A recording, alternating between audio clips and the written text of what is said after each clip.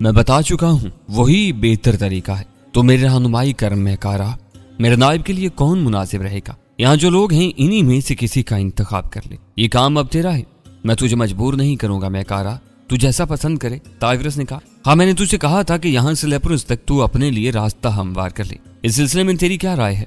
तेरे हुक्म से इन इराफ की जरूरत कौन रखता है मेकारा? लेकिन मुझे क्या करना होगा? थोड़ी सी सिपाह तैयार कर, मेरे साथ मेरे जहाज मौजूद हैं और मेरे आदमी भी, लेकिन तुझे यहाँ के लिए अपना कायम मकाम मुकर्रर करना होगा और फिर हम फौज लेकर चलते हैं। पहले दिन इन लोगों को दावत देंगे और अगर कोई न माना तो इस पर लश्कर कशी करेंगे। मैं तेरे अहकामात की तामील करूंगा मेकारा। ठीक है, पहले कदम पर तू सबसे पहले अपना एक नायब मुकर्रर कर और रमूज़े हुकूमत उसे समझा दे। ऐसा ही होगा। इसके बाद तेरा दूसरा कदम यह होगा कि यहाँ से लेप्रुस तक सीधे रास्ते का इंतखाब करके इस रास्ते के जजीरों के बारे में तफसील तैयार कर, फिर एक मकतूब कासदों को देकर इन्हें रवाना कर दे और सबको इतला पहुंचा दे। मकतूब के मुसव्वदे में थोड़स की शिकस्त और उसकी मौत का जिक्र नुमाया हो। इंतहाई मुनासिब मेकारा, तेरा ज़हन कायनात के मानिंद वसीक है, तो सारे अमूर पर खूब सोचता है। हम कासदों की वापसी का इंतजार करेंगे। बिल्कुल ठीक। इसके अलावा कुछ कासिद इन लोगों की तरफ भी रवाना कर जिन्होंने हमसे मदद का वादा किया था लेकिन आज तक खामोश हैं। इनसे जुर्माने के तौर पर 4-4 जहाज तलब कर, वरना फिर इन्हें हमसे जंग करना पड़ेगी। यह ख्याल मेरे जहन में था, बस और क्या चाहता है? ये बातें तमाम हुई मेकारा, अब कुछ और गुफ्तगू बाकी रह गई के? हाँ, ताइवरस ने गर्दन झुकार कर कहा, तू बोल, मेरी वफादारी पर शक तो नहीं करता मेकारा? ताइवरस ने शर्मसार लहजे में कहा, नहीं, तू एक मुखलिस दोस्त है। मैं नरमी से जवाब दिया। वैसे मैं किसी हद तक समझ गया था कि ताइवरस क्या कहने की तैयारी कर रहा है। तुझे यकीन है कि मैं तेरे सामने झूठ बोलने की जरूरत नहीं रखता? हाँ, मुझे यकीन है कि तू मेरा मुकम्मल एहतराम करता है, मैंने मुस्कुराते हुए कहा। तब मेकारा, मैंने लिबास के सिलसिले में तुझे झूठ नहीं बोला। मैंने ऐसे अल्फाज इख्तियार किए कि लिबास की जिद भी पूरी हो जाए। तहम मैं तुझे सही बात ना बताने पर शर्मसार हूँ। लिबास की जिंदगी से मुझे बेपनाह खुशी हुई है। यूं भी लिबास मुझे बता चुकी है कि उसने तुम्हें मजबूर किया था। तुम मुझसे नाराज तो नहीं है मेकारा? नहीं ताइवरस, ऐसी कोई बात नहीं है। तब मैं मुतमईन और मसरूर हूँ। यकीन कर मेकारा, इब्तिदा में देवताओं की पेशगोई की वजह से मुझे मजबूरन खामोश रहना पड़ा, लेकिन कैसी हैरत की बात है कि देवताओं की पेशगोई गलत निकली। मैंने कोई जवाब नहीं दिया था। तब ताइवरस से बोला, लेकिन लिबास ने मुझे कुछ और भी बताया था। क्या? उसने कहा था कि तूने दावा किया था कि तू देवताओं को शिकस्त देकर लिबास की जिंदगी बचाएगा, और वही हुआ मेकारा। ये क्या राज है? ताइवरस ने कहा, इन बातों को ज़हनों से गुम रहने दे ताइवरस। मेरा ख्याल है कि मैं इस मौजू पर गुफ्तगू करके मसरूर ना हो सकूंगा, चुनाचे इन बातों को दिमाग से निकाल दे। ताहम मैं हैरान जरूर हूँ। मेरे लायक कोई और काम? अभी मेरे कुछ सवालात बाकी हैं। पूछ, मैं तैयार हूँ। लिबास के बारे में तेरा क्या ख्याल है? क्या तुझे इल्म है ताइवरस कि वो मुझे और मैं उसे पसंद करते हैं? हाँ, ये बात मेरे इल्म में है। तब इस रोशनी में तू खुद फैसला कर। मैं लिबास को तेरी गुलामी में देकर फख्र महसूस करूंगा, वो मेरी औरत की हैसियत से आराम से रहेगी। तब क्या मैं फैकुलिया में इस बात का ऐलान कर दूं? हाँ, लेकिन अपने तौर पर। मैं इन रसूमात में कोई दिलचस्पी न ले सकूंगा जो तेरे हाँ राइज है। ओह, क्या तू जुलजास के माबद में जाकर इसको अपनी पनाह में लेने का इकरार नहीं करेगा? अगर ये तेरे यहाँ की रस्म है तो इसके पूरी ना होने से तेरी दिल शिकनी होगी, तो इसमें कोई हर्ज नहीं है। जहां तक मेरा ताल्लुक है, मैं अपनी जुबान से निकले हुए अल्फाज को इंतहा समझता हूँ और वही मेरे लिए मुकम्मल होती है। मैं दिल से इन रसूमात को कबूल नहीं करूंगा। दास्तान मुख्तसर प्रोफेसर, इन लोगों की दिलचस्पी के लिए मैंने चंद रोज का तमाशा कबूल कर लिया और बड़े बड़े दिलचस्प तमाशे हुए, और फिर इसके बाद लिबास को और मुझे एक खूबसूरत महल रहने के लिए दे दिया। क्या लिबास मेरे लिए कोई अजनबी चीज नहीं थी, लेकिन औरत की हैसियत से वो बहुत दिलकश थी। गार की मुलाकात के बाद मेरी उससे दूसरी मुलाकात बहुत दिलचस्प रही। तुम्हारी तो शख्सियत ही बदल गई लिबास, मैंने उसे देखते हुए कहा। मेरी तकदीर भी बदल गई मेकारा, लिबास ने शर्मगी अंदाज में कहा। क्यों? तुम्हारा दायमी कुर्ब मामूली हैसियत तो नहीं रखता? ओह, ये तुम्हारी मोहब्बत है? नहीं, ये मेरी तकदीर है, लिबास ने कहा और मेरी आगोश में मुंह छुपा लिया। रात गुजरती रही। सारी रात हम दोनों जागते रहे थे। मेरी तो खैर बात ही और थी, लेकिन लिबास की आंखों से भी नींद उड़ गई थी। रात के आखिरी पहर मैंने ऐथा के बारे में गुफ्तगू की। ऐथा के बारे में तफसीलात अभी किसी को मालूम नहीं थी। खुद मैंने भी ये मालूम करने की कोशिश नहीं की कि वो कहाँ गई थी। मेकारा, तुम मेरी रूह हो, मेरी जिंदगी हो। मैं हयात का एक एक लम्हा तुम्हारी आगोश में गुजारना चाहती हूँ, लेकिन मुझे अपना कौल भी याद है। कौन सा कौल लिबास? मेरे ज़हन में इस वक्त ऐथा ना थी। मैंने ऐथा की हैसियत भी कबूल की थी। ओह ऐथा, मैंने एक गहरी सांस ली। हाँ, कल की रात तुम ऐथा के साथ गुजार सकती हो। मैं दूसरी रात का इंतजार करूंगी। अब इसकी जरूरत नहीं है लिबास। क्यों? लिबास ताज्जुब से बोली। मैं नहीं समझी मेकारा, वो तुम्हारा वजूद बर्दाश्त करने के लिए तैयार न थी। ओह, फिर? लिबास ताज्जुब से बोली। मैंने उसे निकाल दिया। ओह, लिबास अफसोस से बोली। शायद अच्छा ना हुआ। सुनो लिबास, मैं ये नहीं कहता कि मेरी नजरों में औरत की कोई हैसियत नहीं है, लेकिन मैं तंग ज़र्फी बिल्कुल पसंद नहीं करता। मैंने आज़ाद जिंदगी गुजारी है और यही मेरी शख्सियत है। चुनाचे वो अहकामात जो तुम्हारी जात पर असर अंदाज न हो, मैं हर हालत में इनकी तामील चाहता हूँ। तुम्हें मुझसे शिकायत न होगी मैकारा, लिपास आहिस्ता से बोली। मैंने ऐता की बात की है, ऐता खुद पसंद थी। मैंने उसकी बेपनाह ख्वाहिश पर उसे अपने साथ रहने की इजाजत दे दी थी, वरना मैं उससे मोहब्बत नहीं करता था।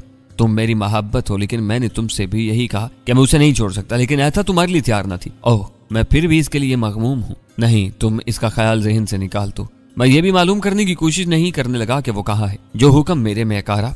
यूं प्रोफेसर लिपास के साथ मैंने एक पुरस्कून अरसा गुजारा। इस दौरान ताइवरस को मैं मशवरे देता रहा। जजायर की पट्टी पर कासिद जा चुके थे और उनकी वापसी का इंतजार था। 4 चांद पूरे हुए तो कासिदों की वापसी शुरू होगी। बड़े दिलचस्प पैगामात लाए थे वो। लेपुरस के सीधे रास्ते में कुल 8 जजीरे पड़ते थे। इब्तदाई 2 जजीरों ने फौरी अतात कबूल कर ली थी। तीसरे जजीरे अंताजा ने ऐलान जंग कर दिया था। चौथा जजीरा कशमकश में था और उसने सोचकर जवाब देने की पेशकश की थी। 5वें और 6ठे जजीरे दोनों ने इल्हाक कर लिया था और ताइवरस से जंग करने पर आमादा थे, और 7वां जजीरा भी जंग पर आमादा था, लेकिन 5वें और 6ठे जजीरे से अलहदा रहकर इस तरह 8वें जजीरे वालों की नीयत भी अच्छी नहीं मालूम होती थी। बाकी वो जिन्होंने इमदाद का वादा किया था और वादे की पाबंदी नहीं कर सके थे, उन्होंने मुआजरत की थी और हरजाना देने को तैयार थे। और जब आखिरी कासिद भी वापस आ गया तो ताइवरस से मेरी खिदमत में पेश होकर तफसीलात मेरे सामने रखी। गोया हमें कुल 5 जजीरों पर जंग करनी है। हाँ मैकारा, और तू इसके लिए तैयार है? मैं तो सिर्फ तेरे अहकामात की तामील के लिए तैयार हूँ, ताइवरस ने मुस्कुराते हुए कहा। असलिया साजी की क्या कैफियत है? तू मुतमईन हो जाएगा, दिन रात तैयारियां हो रही हैं। कितने नए जहाज बन गए हैं? 12 जहाज, जिनमें थ्योडस के तबाहशुदा जहाजों का और अपने जहाजों का सारा सामान इस्तेमाल किया गया है। बहुत खूब। फौजी तरबियत की क्या कैफियत है? लेपुरस के जालों के साथ मिलकर फैकोलिया के हजारों बाशिंदे जंगी मशकें कर रहे हैं। गोया तैयारियां मुकम्मल हैं। अगर तू इनसे मुतमईन हो मैकारा, मैं देखूंगा। वैसे अब तू कुछ नए काम कर, हुक्म दे। तूने अपने नायब का इंतखाब कर लिया? मैं जोनास का नाम तेरी खिदमत में पेश कर सकता हूँ। तेरे ख्याल में इत्मीनान का आदमी है? हाँ मेरे ख्याल में, और तेरा ख्याल ठीक ही होगा, मुझे यकीन है। लेकिन काम यहीं खत्म नहीं होता। तुझे 8 और 1 9 ऐसे आदमियों का इंतखाब करना है जो तेरे ख्याल में हुकूमत के अमूर संभालने के अहल हो। ओह, इतने सारे लोगों की जरूरत? मैंने सिर्फ 9 आदमियों की बात की है जिन्हें लेपुरस समेत बाकी जजीरों पर तैनात करना है। ओह यकीनन, जिस काम की इब्तिदा तूने की हो मैकारा, उसकी तकमील तक ना पहुंचने का क्या जवाज है? ताइवरस ने अकीदत से कहा। तो ये सब कुछ कर ले, मैं कल से लेपास के साथ मिलकर फौजी कार्रवाइयों का जायजा लूंगा। ठीक है मैकारा, ताइवरस मुतमईन होकर चला गया। दूसरे दिन से मैंने ताइवरस की फौजी तैयारियों का जायजा लेना शुरू कर दिया। हदायत जारी की। मैं और लिपास पूरी तरह इस काम में मसरूफ हो गए थे और तैयारियां ज्यादा जोरों शोर से होने लगी। फिर एक मुनासिब तादाद फैकुलिया की निगरानी के लिए छोड़ी गई और बाकी जवान लेपुरस के जवानों के साथ मिलकर इस अजीमुशान मुहिम पर चल पड़े। जनरल लिपास ने अलग फौजी कमान संभाली हुई थी। 6 जहाज इसकी तहवील में थे, बाकी ताइवरस की कमान में थे। मैं जनरल लिपास के साथ जहाज पर था। सारा दिन वो मर्द बनी रहती और रात को चोला बदल कर मेरी आगोश में आ जाती। समंदर के दिन रात नहाए सुकून और ऐशो इशरत से गुजर रहे थे। तब हम पहले जजीरे पर पहुंच गए जहां का हुक्मरान दाबियास था, अधेड़ उम्र का जीरक इंसान जिसने पूरी सिपाह जहाजों में बिठाकर साहिल से काफी दूर हमारा इस्तकबाल किया। इसका एक भी सिपाही मुसल्ला नहीं था। फिर जब हमारे जहाज नजदीक पहुंचे तो उसने फूलों की बारिश कर दी और उसके साथ ही अपने जहाजों पर फैकुलिया के फुरेरे लहरा दिए। दाबियास की दोस्ती के इजहार की कीमत क्या हो मैकारा? ताइवरस ने पूछा। तो क्या चाहता है ताइवरस? मेरी ख्वाहिश है मैकारा, दाबियास को सरबराह रहने दिया जाए। हमारा आदमी सिर्फ इसके मशीर की हैसियत से काम करे और फैकुलिया के मफादात का ख्याल रखे। हाँ, यहाँ फैकुलिया का झंडा लहराएगा। मुनासिब है, मुझे इस पर कोई एतराज नहीं है, मैंने कहा। तब दाबियास के जहाजों से रस्सों की सीढ़ियां फेंकी गईं और फिर दाबियास सीढ़ियों के जरिए हमारे जहाज पर आ गया। समंदरी इफरीत को शिकस्त देने वाले पर देवताओं की बरकतें नाजिल हूं। क्या अनोखा है ताइवरस और कैसी अनोखी है इसकी सिपा। मैं तेरी पनाह में आफियत महसूस करूंगा और यकीन कर, अपनी हुकूमत तेरे हवाले करके मुझे कोई तरद्दुद नहीं है। हम दोस्ती के कदरदान हैं दाबियास। हम तेरे जजीरे को लूटने नहीं आए, बल्कि इसे खुद में शामिल करके मजबूती बख्शने आए हैं। फैकुलिया सिर्फ एक जजीरा नहीं, एक सल्तनत है।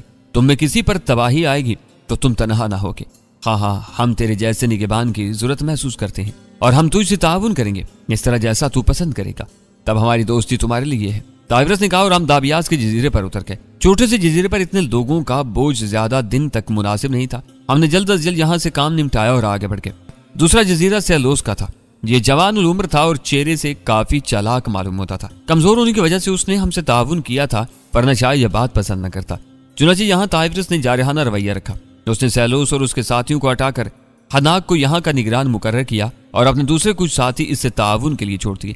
इसके साथ ही उसने ऐलान किया कि हनाक के साथ ताउन किया जाए और उसे कोई शिकायत न होने दी जाए, वरना फैकुलिया की फौजें इस पर हमला आवर होकर इसे समंदर बुर्द कर देंगी। और बड़े बड़े सरकशों ने हनाक से वफादारी का ऐलान कर दिया। सेलोस को सिर्फ जजीरे के मुअज़्ज़ज़ इंसान की हैसियत दी गई और उसके लिए कुछ वजीफा मुकर्रर करके हम आगे बढ़ गए। तीसरा जजीरा आइगेना था। हमने दूर ही से आइगेना की जंगी तैयारियों को देखा। फक्लिदुस जजीरे का शहनशाह था और न जाने इस शख्स के जहन में क्या खन्नास था कि उसने जंग की ठानी थी। इसके 10-12 जहाज इंसानों से लैस खड़े थे और वो इतनी तरंग में था कि उसने पेशकदमी भी शुरू कर दी। लेपुरुस के जाले जिनके हथियारों को जंग लगती जा रही थी और जो इस बात से बेचैन थे, खुश हो गए और उन्होंने मुझसे इजाजत तलब की कि इनके जहाजों को आगे आगे रहने दिया जाए। लेकिन फैकुलिया वाले भी बाजिद थे। बिलाखिर मैंने इनकी तरतीब एक नीम दायरे की शक्ल कर दी ताकि बाएं सम से फैकुलिया के जहाज और दाएं सम से लेपुरुस वाले आगे बढ़ें और आइगेना को पेश कर रखते। और यही हुआ।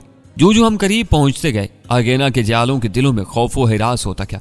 लेकिन आकबतन देश बादशाह ने गौर न किया और जंग पर आमादा रहा और फिर बिलाखिर ताइवरस ने जंग की इजाजत दी थी। बस फिर क्या था, लेपुरुस वाले दौड़े कि वो इस तरनवाले को हजम कर लें और फैकुलिया वाले अपनी कारकर्दगी दिखाने दौड़े। लेकिन इस वक्त दोनों को बड़ी मायूसी हुई जब सिर्फ चंद घंटों के अंदर आइगेना की फौजों ने पनाह के अलम बुलंद कर दिए। बादशाह ने अलम बुलंद करने वाले कई इंसानों को अपने हाथों से कत्ल किया, लेकिन आइगेना के फौजी अपने हशर का अंदाजा लगा चुके थे। चुनांचे जब 5 आदमी बादशाह के हाथों मारे गए तो फिर उन्होंने मिलकर फैकुलिदुस को कत्ल कर दिया और उसकी लाश सामने लाकर पनाह तलब की। तब ताइवरस ने जंग रुकवा दी और यूं आइगेना पर कब्जा हो गया। इस जजीरे पर हमने पूरे 4 दिन और 4 रातें गुजारी, फिर तराइन की तरफ रवाना हुए। ये जंग का दूसरा जजीरा था। इन जंगों में कोई काबिल जिक्र वाकया पेश नहीं आया और हम दुश्मनों को जेर करते, दोस्तों को खुश करते आगे बढ़ते रहे, यहाँ तक कि अब हमारा रुख 8वें जजीरे की तरफ था। क्या ही दिलकश सफर था ये, क्या ही उम्दा वक्त गुजरा था। 8वें जजीरे से आगे लेपुरुस था, लेकिन 8वें जजीरे का सफर मेरे लिए ज्यादा दिलकश न रहा। यह सफर कुछ वाकयात लिए हुए था। इस शाम में ताइवरस के जहाज पर था। ताइवरस ने मुझसे कुछ मशवरे किए थे। रात हुई तो मैं अपने जहाज पर वापस आ गया। लिपास मेरी मुंतजिर थी। उसने हस्बे मामूल मुस्कुराते हुए मेरा खैर मकदम किया और फिर रात को जब खलवत में पहुंची तो मेरी आगोश में उसने कहा, मेकारा मेरी जान, मैं तुमसे एक बात का तज़किरा करना चाहती हूँ। हाँ कहो। ये इस वक्त की बात है जब हम साहिल पर जंग कर रहे थे। मेरे अक्कम में जंग हो रही थी। तब हमारे एक सिपाही ने बज़ाहिर दुश्मन की तरफ फेंकने के लिए एक तीर कमान पर चढ़ाया, लेकिन वो तीर मेरी तरफ आया। मैं इत्तेफाक से एक तरफ हट गई थी, वरना तीर मेरी पसलियों में पवस्त हो जाता। फिर भी वो मेरे लिबास को छू कर गुजर गया। अरे मैं चौंक पड़ा। मैं नाराजगी के इजहार के तौर पर इस सिपाही की तरफ देखा तो बदहवास होकर पीछे चला गया। गो मैं दुश्मन से नबरुद आजमा थी, लेकिन इसके बावजूद मैंने कुछ बातें महसूस की। वो सिपाही लेपुरुस वालों या फैकुलिया वालों की तरह कदावर और तंदुरुस्त नहीं था, बल्कि उसका कद किसी कदर छोटा था और उसका जिस्म एक अजीब दिलकशी लिए हुए था। इसकी कमर पतली थी और कोहले भारी थे। मेरे जहन में उलझन जरूर थी, लेकिन इस वक्त मौका नहीं था। चुनाचे मैंने इस तजस्सुस को दबा लिया और फिर यह वाकया भूल गई। लेकिन आज मैंने उस सिपाही को फिर अपने जहाज पर देखा। मेरा ख्याल है कि इस दौरान वो दूसरे जहाजों पर रहा और मुझे नजर न आया, इसीलिए मैं इसे भूल गई थी। आज मुझे उसकी एक झलक नजर आई तो मैंने कुछ लोगों को बुलाकर इशारा किया कि वो उसे बुला लाएं, लेकिन चंद लम्हात के बाद उन्होंने आकर बताया कि वो जहाज पर मौजूद नहीं है। ओहो, मैं बगौर लिपास की दास्तान सुन रहा था। ये तो अनोखी कहानी है, लेकिन तुम्हारा इस बारे में क्या ख्याल है लिपास? मेरा ख्याल है वो कोई औरत है। हाँ, लेकिन उससे तुम्हारी दुश्मनी की क्या हैसियत है? मैं नहीं कह सकती। मैं गौर करने लगा। फिर मैंने कहा, जहाज के बावर्ची खाने में काम करने वाली औरतों में तलाश किया जाए तो वो मिल जाएगी। अगर वो औरत है तो बावर्ची खाने के अलावा कहाँ मिल सकेगी? हाँ, बावर्ची खाने के अलावा औरतें और कहीं नहीं है। लेकिन मुझे हैरत है। ओह लिपास, मैं उछल पड़ा। क्यों? लिपास चौंक पड़ी। क्या तुमने आयता को देखा था? मेरा मतलब है उसकी सूरत तेरे जहन में महफूज है? हाँ, लिपास पुर ख्याल अंदाज में बोली और फिर उसके अंदाज में फिर इस तरह पैदा हो गया। ओह मेकारा, तुम्हारा अंदाजा ठीक है, मैंने गौर नहीं किया था, लेकिन उसके अंदाज में ऐथा के नकूश मिलते हैं। तब उठो, हम इसे तलाश करेंगे। मेकारा, लिपास ने मेरे शाने पकड़ लिए। क्यों? इस वक्त नहीं, लेकिन बात बड़ी सनसनीखेज है लिपास। ऐसा जहाज पर कैसे आ गई? मुमकिन है दूसरे लोगों के साथ भेस बदल कर आ गई हो, लेकिन किस मकसद के तहत? शायद मुझे कत्ल करना चाहती हो। लिपास मुस्कुरा कर बोली। मैं उससे कबल उसे जहन्नुम रसीद कर दूंगा। नहीं मेकारा, वो बहरहाल औरत है, उसे तलाश कर लो और फिर उसे कहीं छोड़ दो। हम उसे कत्ल नहीं करेंगे। तो उसने जुर्रत कैसे की? अगर वो कामयाब हो जाती तो? मेरी जिंदगी मेरी अपनी है, मैं तो तुम्हारी हूं ना मेकारा, और तुम्हारी चीज कोई और दूसरा बर्बाद नहीं कर सकता। लिपास ने कहा और मेरे सीने से लिपट गई। लिपास इस वक्त मुझे खुद से जुदा नहीं करना चाहती थी, चुनाचे मैंने भी इसरार नहीं किया, लेकिन मेरा जहन उलझ गया था। लिपास के लिए कोई अनोखी बात नहीं थी, लेकिन मैंने ऐसे बहुत से वाकयात देखे थे। औरत की रकाबत की कहानी तो लाका से ही शुरू हो गई थी और उसके बाद सदियों से जारी थी। और फिर ऐथा के इल्फाज, मैंने इन इल्फाज को इसलिए अहमियत नहीं दी थी कि ऐथा मेरा क्या बिगाड़ सकती है, लेकिन लिपास के बारे में मैंने तो सोचा ही नहीं था। हाँ, ऐथा मुझसे इंतकाम लेने के लिए लिपास को तो नुकसान पहुंचा सकती थी और शायद इसी नीयत से वो मर्द बनकर सिपाहियों में शामिल हो गई थी। चुनाचे सुबह उठकर सबसे पहले ऐथा का बंदोबस्त कर लिया जाए, जरूरी है। मेकारा, लिपास ने मुझे आवाज दी। मेरी जान, जिस सोच में डूब गए, कोई खास बात नहीं है, फिर भी मैं अता के बारे में ही सोच रहा था। लिबास किस उलझन में पड़ गए मैं कारा। उससे तो बेहतर होता कि मैं तुमसे तस्करा ही ना करती। मैं उससे खौफजदा नहीं हूँ, तुम जानते हो। मैं खुद उसे तलाश करके कत्ल कर सकती हूँ। और सुनो, मैं खुद भी उसे होशियार रहूंगी, बल्कि कल हम इसे बरामद कर लेंगे और फिर इसे मुनासिब सजा दे देंगे। हाँ ठीक है, तब फिर इसे जहन से निकाल दे। वो मेरे सीने से मुंह रगड़ते हुए बोली, ओह मैंने तो अब कब का जहन से निकाल दिया। मैं लिबास का मतलब समझ गया। वो मेरी पूरी तवज्जो चाहती थी, चुनांचे मैंने उसकी मर्जी पर चलना शुरू कर दिया और यह रात भी दूसरी खूबसूरत रातों की तरह गुजर गई। दूसरी रूप मैंने और लिबास ने साथ ही नाश्ता किया और फिर हम दोनों तैयारियां करने लगे। इतनी देर में ताइवरस हमारे जहाज पर पहुंच गया। हम दोनों ने उसका इस्तकबाल किया था। मैं इतला देने आया था मेकारा कि हम आखिरी जजीरे से ज्यादा दूर नहीं है। ताइवरस ने कहा, ओह खूब, वाकई ये सफर तवील हो गया है। मैंने मुस्कुराते हुए कहा, क्या बात है लिबास, तुम्हारे चेहरे पर कुछ अजीब से तासरात हैं।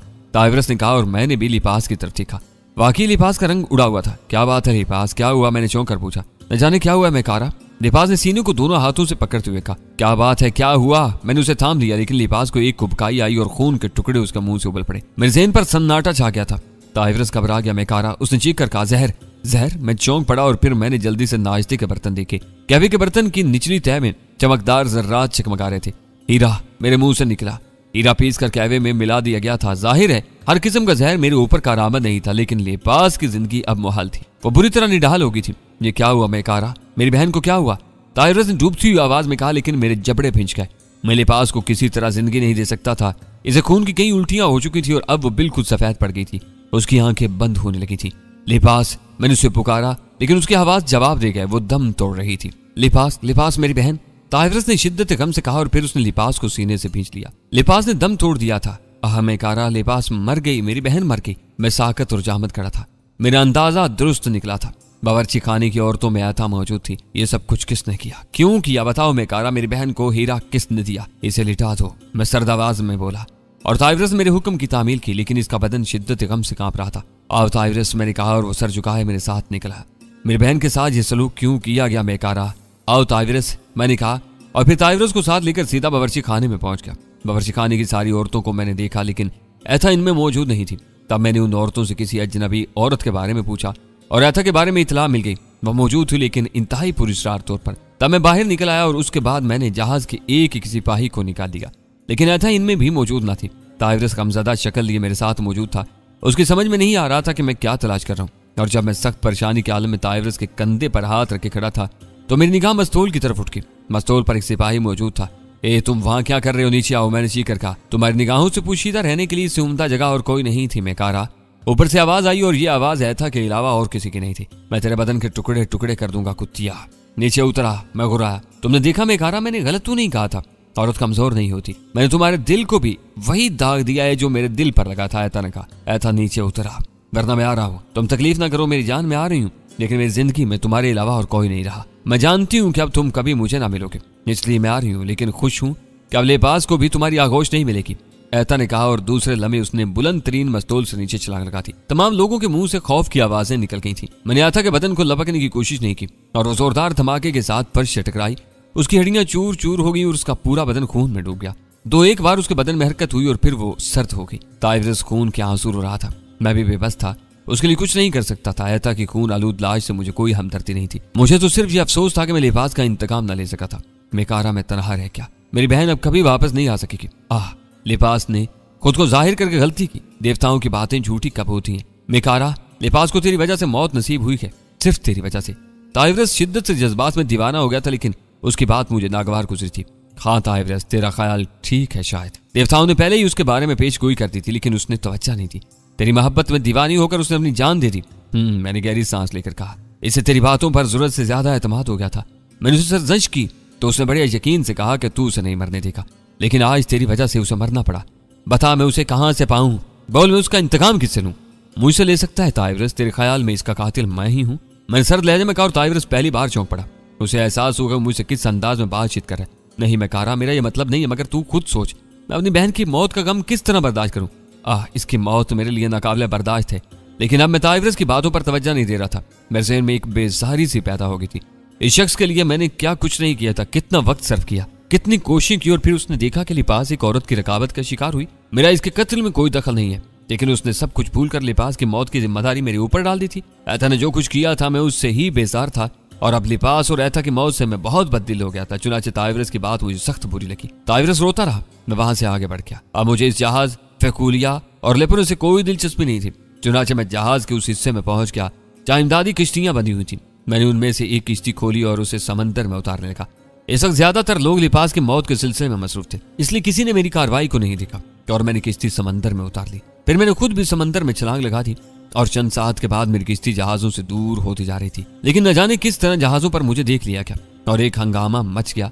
बेशुमार किश्तियां जहाजों से उतरी और मेरी किश्ती की तरफ लपकी। वो लोग मुझे आवाजें दे रहे थे, लेकिन अब जब मैं इन लोगों से बेजार हो गया था तो मुझे कौन रोक सकता था। तेज रफ्तार किश्तियां मेरे नजदीक पहुंच गई और चीखने वाले कहने लगे, मेकारा रुक जाओ, कहाँ जा रहे हो, रुक जाओ, ताइवरस आ रहा है, उसका इंतजार करो, रुक जाओ मेकारा, रुक जाओ। और मैंने किश्ती रोक दी और संजीदा निगाहों से उन्हें देखने लगा।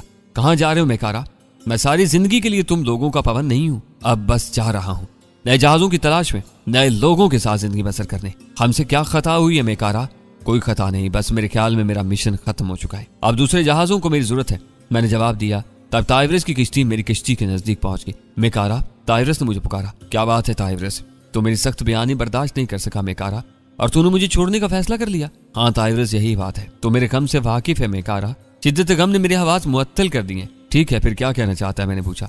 मुझसे गलती हुई मेकारा, मुझे माफ कर दे, वापस चल, हमें तेरी जरूरत है। तूने मुर्दा फेकुलिया में जान डाली, इसे छोड़ कर ना जा। ओह, ये बात तुझे याद आ गई ताइवरस, मेरा ख्याल था अब तू मुझे सिर्फ लिपास के कातिल की हैसियत से जानता है। मैंने तंजिया अंदाज में कहा। आह, तू मेरे गम पर भी गौर कर मेकारा, मैंने सख्त परेशानी के आलम में यह बात कही थी।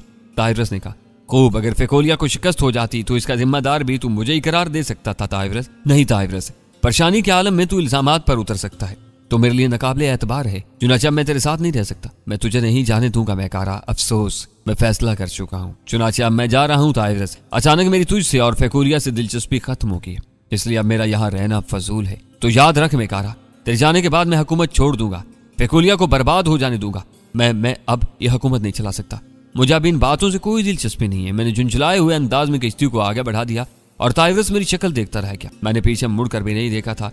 बड़ी झुंझलाहट तारी हो गई थी मेरे जहन पर। मैंने तो बेगर्ज इनकी मदद की थी, लेकिन ताइवरस ने लिपास की मौत की जिम्मेदारी मेरे ऊपर ही डाल दी।